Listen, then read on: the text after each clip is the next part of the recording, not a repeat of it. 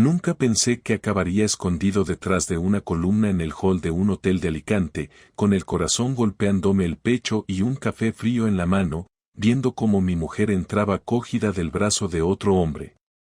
No era un gesto casual, no era un amigo. La forma en la que él la miraba, y, peor aún, la forma en la que ella le devolvía la mirada, me dejaron helado. Todo empezó esa misma mañana, cuando Laura salió de casa diciendo que tenía una reunión importante de trabajo. Nada raro, salvo por el vestido.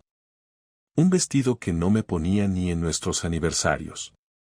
Un perfume caro que apenas usaba, reservado para ocasiones contadas.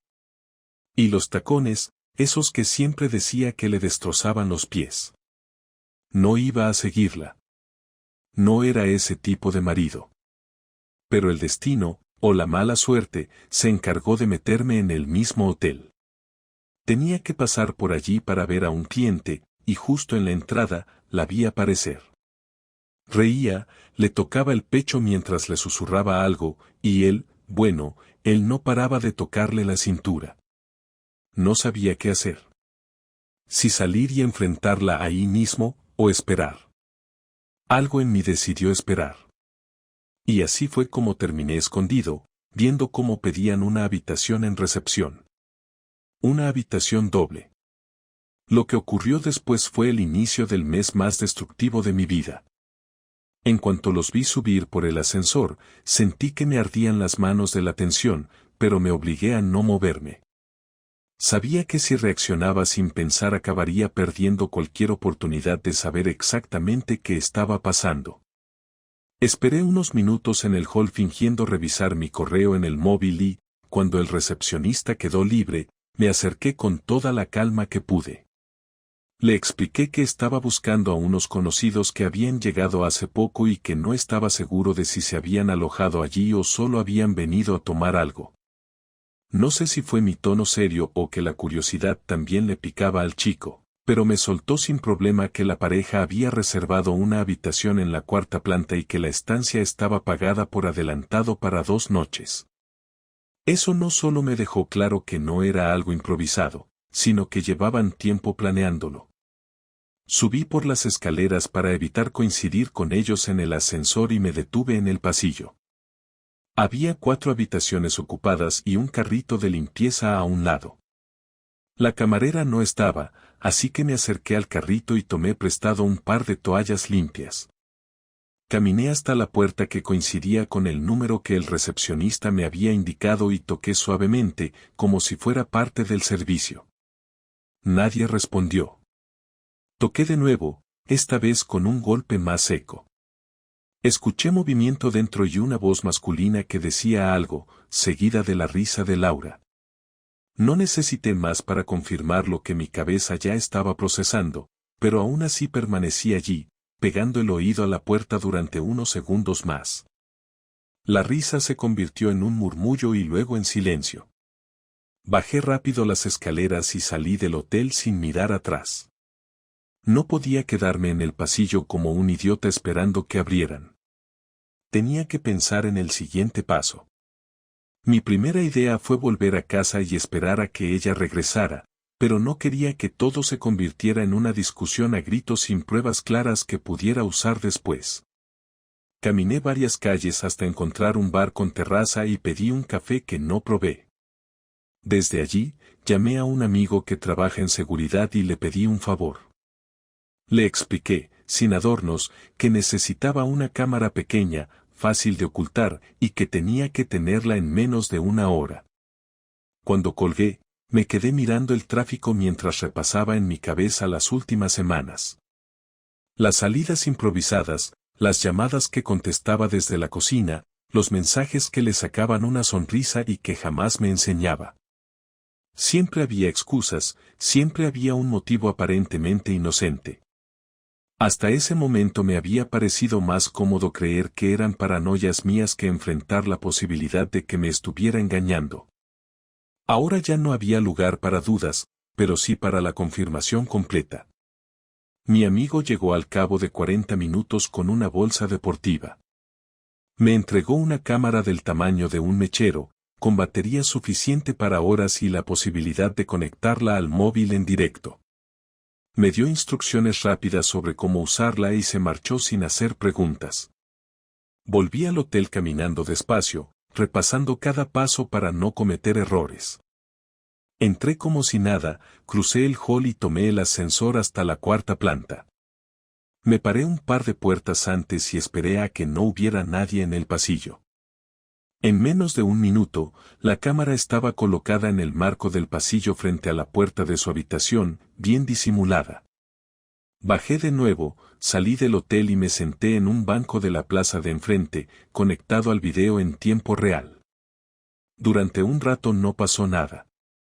Luego la puerta se abrió y salió el hombre, un tipo alto, con barba recortada y un traje caro.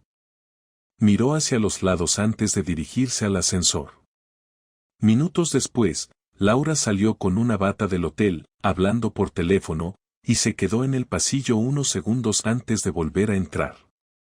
La familiaridad con la que se movía dentro de ese espacio me dejó claro que no era la primera vez que estaba allí con él. Esperé 2 horas más. Vi cómo pedían comida a la habitación, cómo se reían juntos y cómo él se acercaba por detrás para abrazarla. No había una sola imagen que pudiera interpretarse como algo laboral o amistoso. Decidí que era suficiente por ese día. Recogí la cámara cuando el pasillo quedó vacío, la guardé en el bolsillo y me alejé con la sensación de llevar una bomba encima. De camino a casa, el móvil vibró. Era un mensaje de Laura: la reunión se está alargando más de lo esperado, no me esperes para cenar. Lo leí varias veces antes de guardar el teléfono sin responder. Entré en casa, encendí el ordenador y guardé todo el material en un disco duro externo. También hice una copia en la nube con acceso restringido, por si me lo arrebataba en una confrontación futura. Cené solo, intentando no pensar demasiado en lo que había visto, pero las imágenes se repetían una y otra vez en mi cabeza. Cada vez que cerraba los ojos, la veía riéndose en esa habitación, moviéndose con una comodidad que jamás mostraba conmigo. Me fui a la cama temprano, aunque dormir fue imposible. Me quedé tumbado, mirando el techo, hasta escuchar la cerradura a las 2 de la madrugada. Entró sin hacer ruido, dejó el bolso en el suelo y fue directa a la ducha. Cuando salió, se metió en la cama sin decir nada. Su respiración tranquila me resultó insoportable. En ese momento supe que no se trataba solo de una traición puntual. Aquella escena en el hotel no era el inicio, sino la confirmación de algo que llevaba tiempo desarrollándose a mis espaldas. Y yo estaba listo para llegar hasta el final, sin margen para excusas. Pasé todo el día siguiente con una presión en el pecho que me hacía difícil hasta respirar con normalidad. Me levanté temprano, preparé café y me senté en la mesa de la cocina mirando el reloj, esperando a que Laura se levantara. No quería hacer un espectáculo delante de nadie, pero tampoco pensaba dejarlo para más adelante. Ella apareció sobre las 9, en pijama, bostezando como si hubiera dormido toda la noche sin preocupación alguna. Me miró de reojo mientras servía su taza de café y dijo que parecía que no había dormido bien. No respondí a esa provocación disimulada. Me limité a esperar a que se sentara frente a mí. Cuando lo hizo, saqué el disco duro del bolsillo y lo puse sobre la mesa. Ella frunció el ceño y preguntó qué era eso. Le dije que era el resumen de su reunión en el hotel de Alicante. Se quedó inmóvil durante unos segundos, con la taza a medio camino hacia la boca, antes de dejarla sobre la mesa con un golpe suave pero nervioso. Me pidió que explicara qué quería decir con eso. Le respondí que no necesitaba explicárselo, que ahí dentro tenía todo grabado y que si quería podía verlo conmigo en el salón. Se levantó de golpe, diciendo que no entendía nada y que me estaba inventando una historia absurda.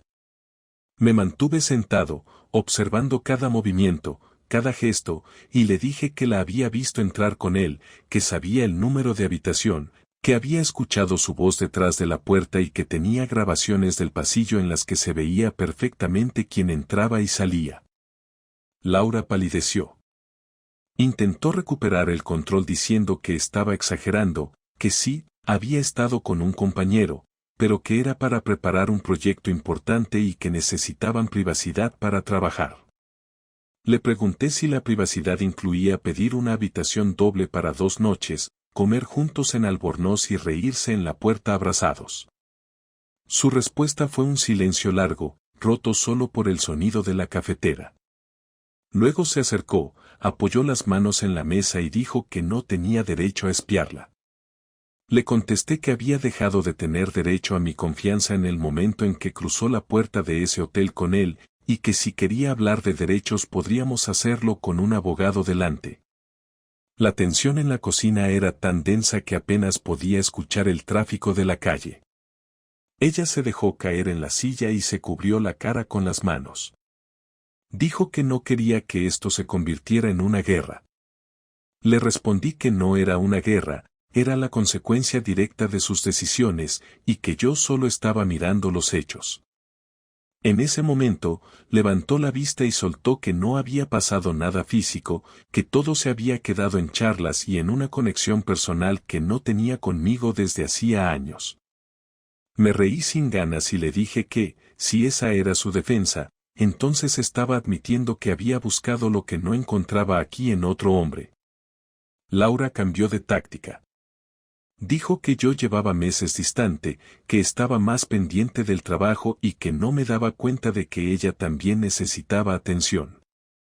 Respondí que nada justificaba lo que había hecho, y menos aún las mentiras repetidas. Su tono subió de golpe, gritándome que no podía soportar la idea de vivir con alguien que la controlaba y la espiaba.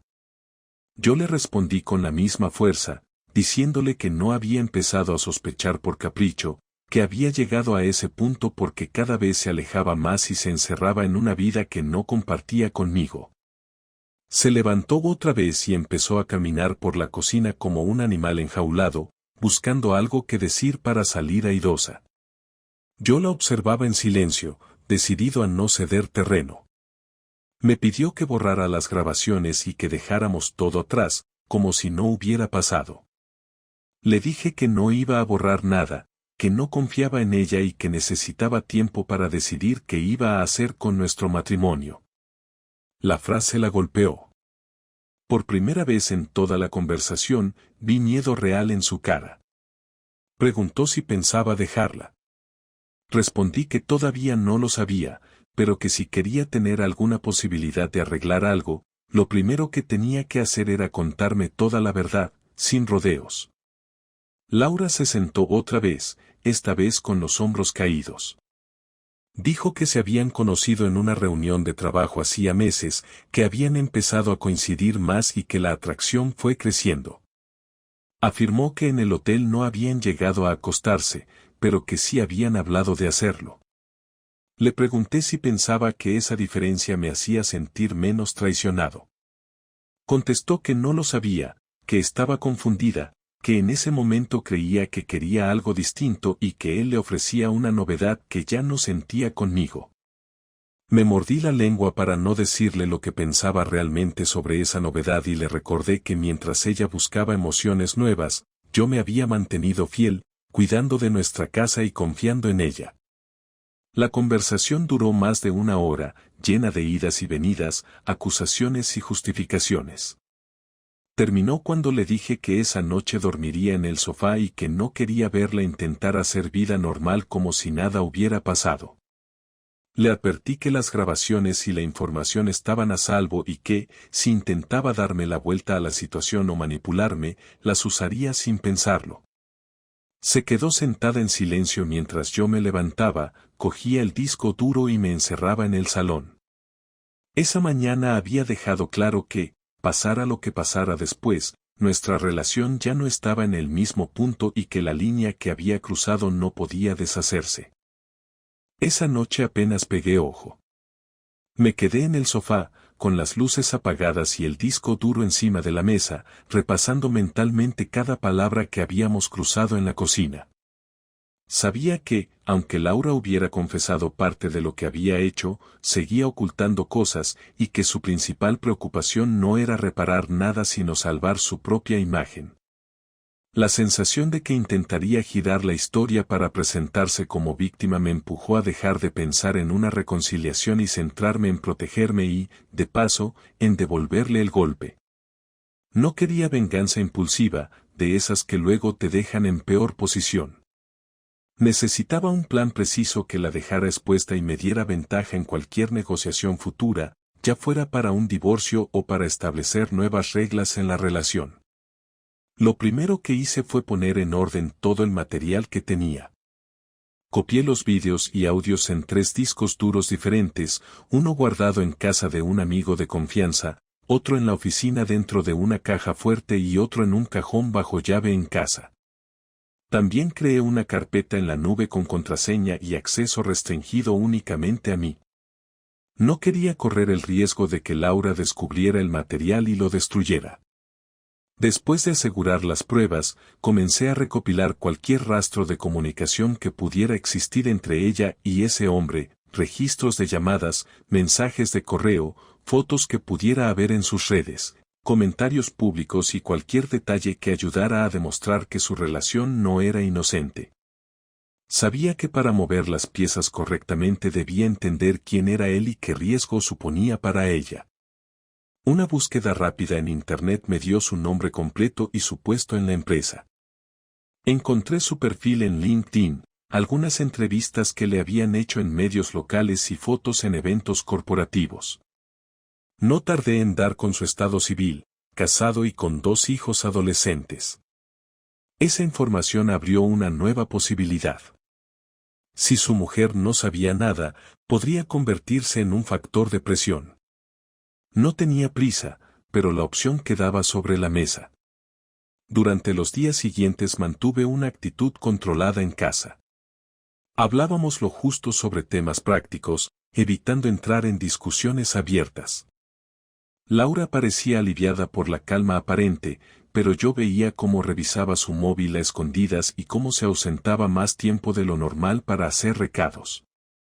Me aseguré de no seguirla físicamente para no levantar sospechas, pero instalé en el coche un dispositivo de seguimiento GPS que me permitiría saber cada lugar en el que se detenía. Paralelamente, contacté con un conocido que trabaja como detective privado y le pedí que siguiera sus movimientos durante 2 semanas. No quería depender únicamente de mi vigilancia, prefería que alguien externo recopilara pruebas adicionales. Mientras el detective trabajaba, empecé a diseñar el golpe. La idea era sencilla, exponer su relación ante las personas cuya opinión le importaba más, de forma que no pudiera controlar la narrativa. No se trataba de un escándalo público indiscriminado, sino de llegar a su círculo directo, su familia, un par de amigas que siempre defendían su integridad, y algunos compañeros de trabajo clave. No planeaba enviar nada todavía, pero prepararía un paquete para cada uno, con pruebas ordenadas cronológicamente y explicaciones claras. Cada paquete contendría solo lo necesario para que entendieran lo que había pasado, sin exageraciones, para que la credibilidad fuera incuestionable. A la semana, el detective me entregó un informe detallado. Confirmaba que seguía viéndose con él, aunque en lugares más discretos. Habían coincidido en un apartamento que no era suyo y que, tras investigar, resultó estar a nombre de un amigo del tipo. También había fotos de ellos entrando juntos en una cafetería a las afueras y saliendo 2 horas después. La secuencia no dejaba dudas. Con esa información, el plan empezó a tomar forma definitiva. Esa misma noche, mientras Laura se duchaba, imprimí algunas de las fotos más claras y las guardé en un sobre. No iba a usarlas todavía, pero tenerlas listas me daba una sensación de control. Decidí que la primera persona en recibir el material sería su madre. Sabía que la relación entre ellas era estrecha y que la desaprobación materna tendría un impacto directo. Preparé un texto breve para acompañar las pruebas, explicando que no lo hacía por venganza gratuita, sino porque necesitaba que alguien cercano a ella entendiera la situación real. El resto de sobres los prepararía después, dependiendo de cómo reaccionara Laura. Sin embargo, antes de enviar nada, quería medir su comportamiento cuando sintiera que algo se le escapaba. Al día siguiente, durante el desayuno, le dije sin rodeos que sabía que seguía viéndose con él y que ahora no solo tenía pruebas de ese día en el hotel, sino de encuentros posteriores. Su reacción fue inmediata, negó con más firmeza que nunca, diciendo que todo eran malinterpretaciones, que coincidían por trabajo y que estaba cansada de mis acusaciones. No le respondí, solo le dije que estaba bien, que quizá otras personas podrían ayudarme a entenderlo mejor, y que tal vez debería enseñarle el material a alguien imparcial. La expresión de su cara cambió en un segundo. Entendió exactamente lo que estaba insinuando. El resto del día se comportó de forma extrañamente amable.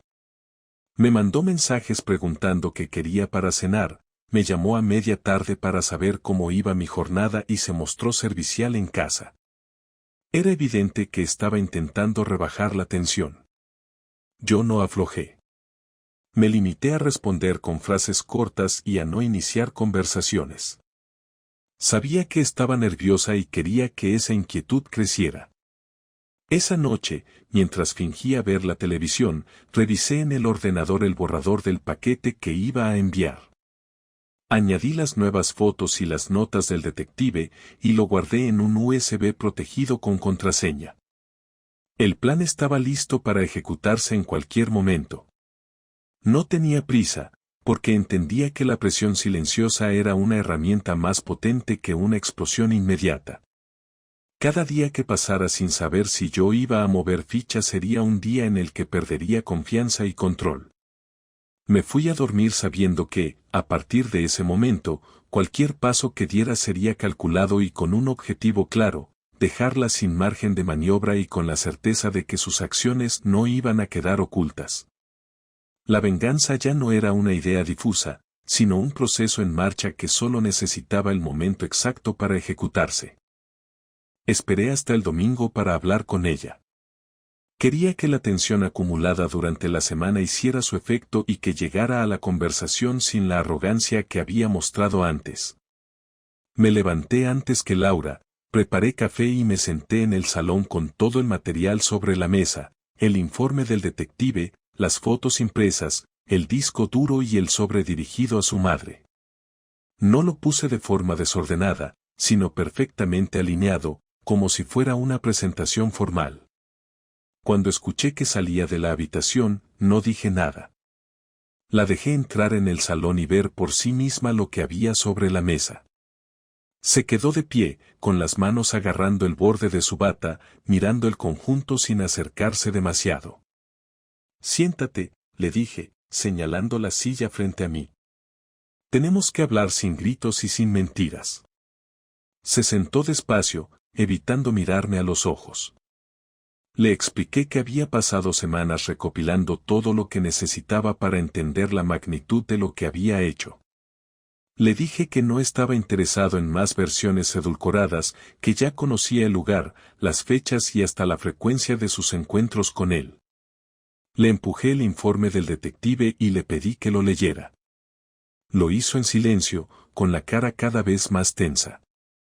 Al llegar a la parte de las fotos en la puerta del apartamento, cerró el informe y lo dejó sobre la mesa sin decir nada. «Quiero que me cuentes todo, desde el principio, sin omitir nada. Y si lo que me dices no coincide con lo que tengo aquí, la conversación termina y se acabó cualquier intento de solución», le advertí. Laura respiró hondo y empezó a hablar. Admitió que la atracción había empezado meses antes de lo que me había dicho, que no se trataba de un único encuentro en el hotel, que habían estado en ese apartamento varias veces. Dijo que al principio se engañaba a sí misma pensando que era solo una amistad especial, pero que pronto cruzaron la línea y que ya no sabía cómo detenerlo.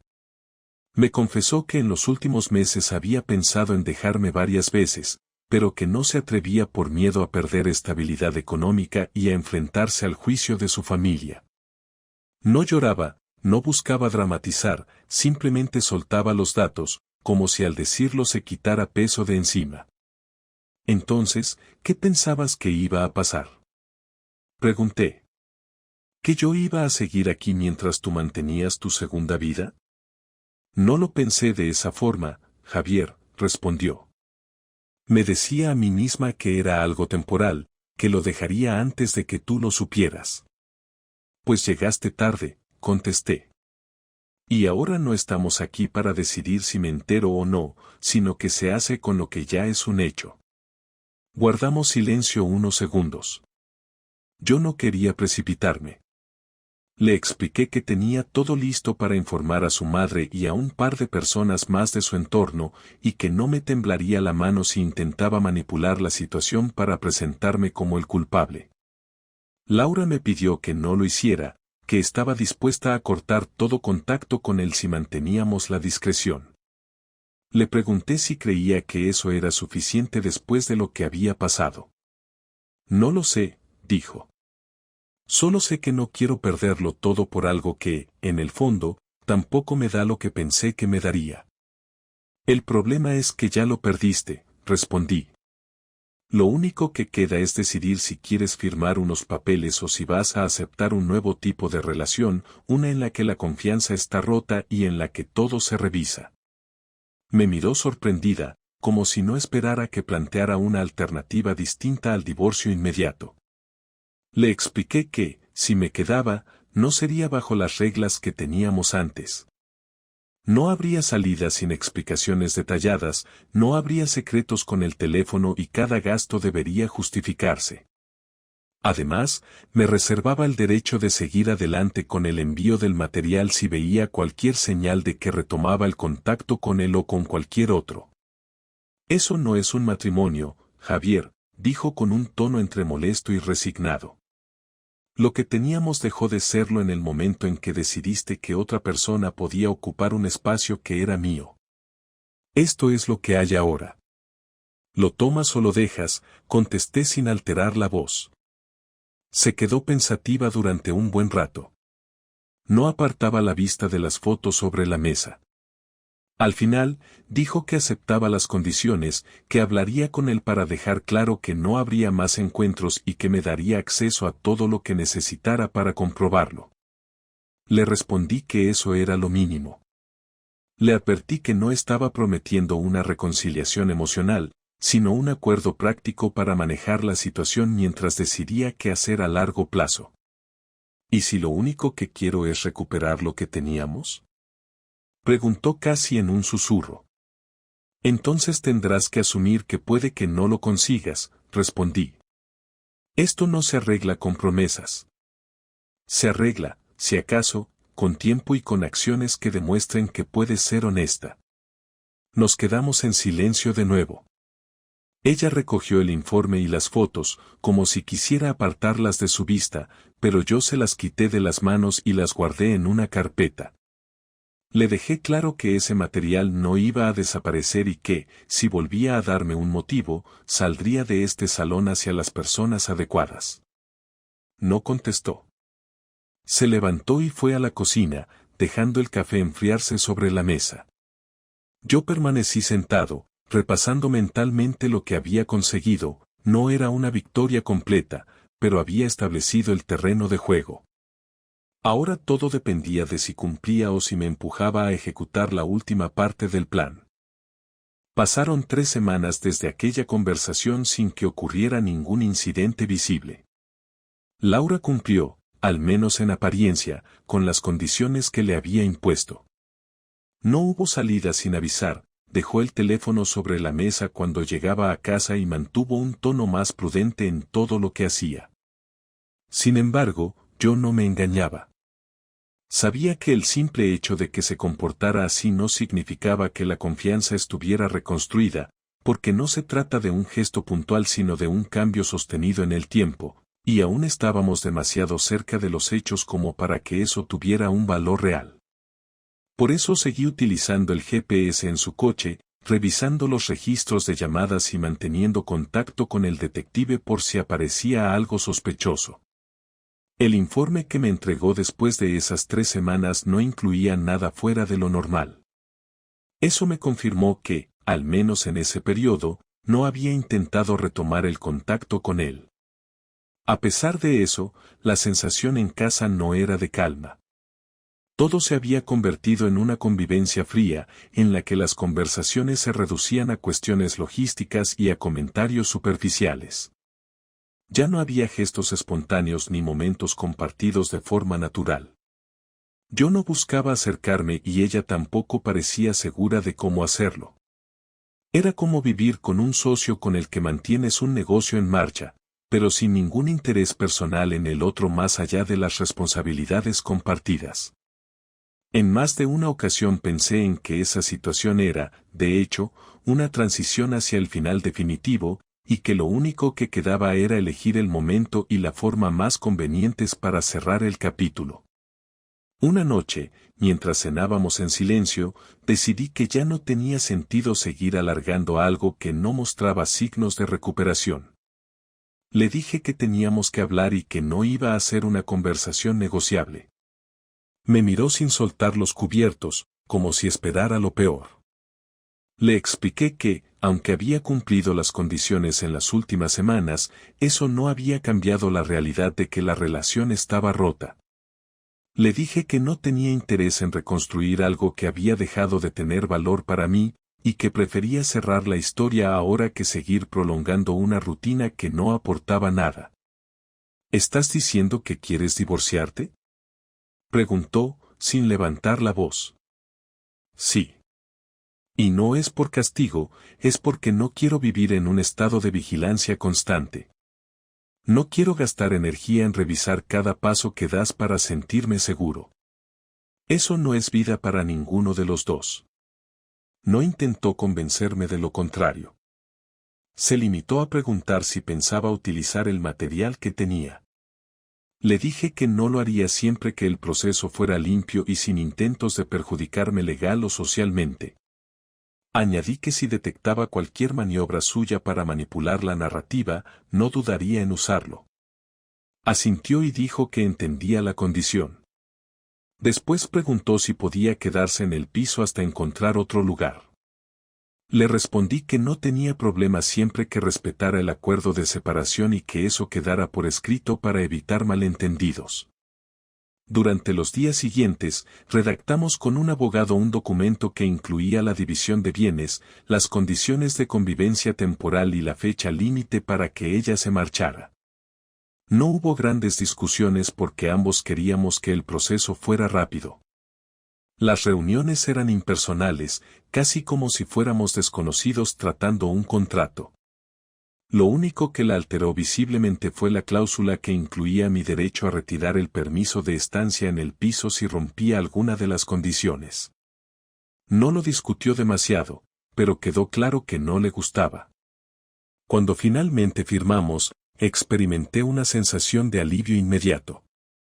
No era felicidad, pero sí una descarga de tensión acumulada.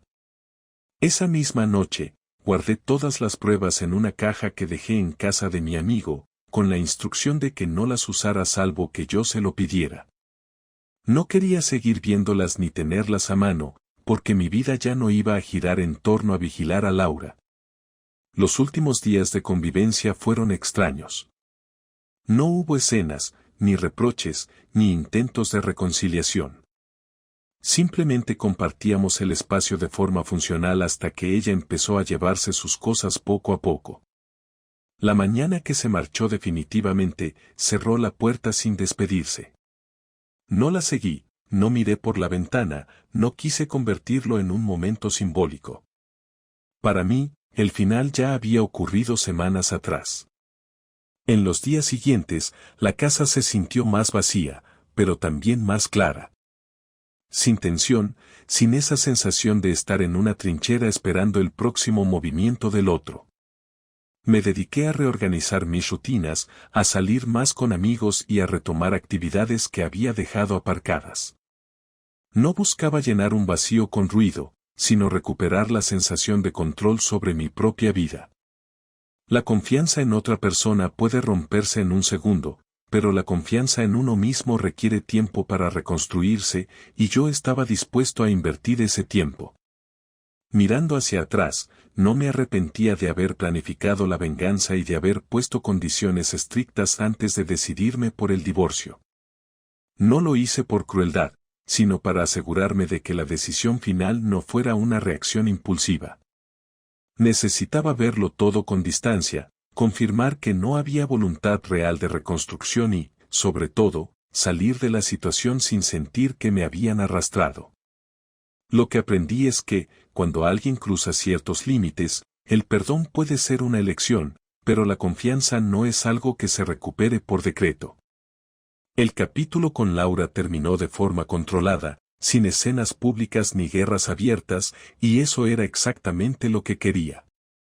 Ahora quedaba lo más importante, no repetir los mismos errores de confianza ciega y no ignorar señales que antes preferí pasar por alto. No sé si volveré a compartir mi vida con alguien en el mismo sentido, pero sí sé que, pase lo que pase, no volveré a dejar que otra persona decida por mí los límites de lo que estoy dispuesto a tolerar.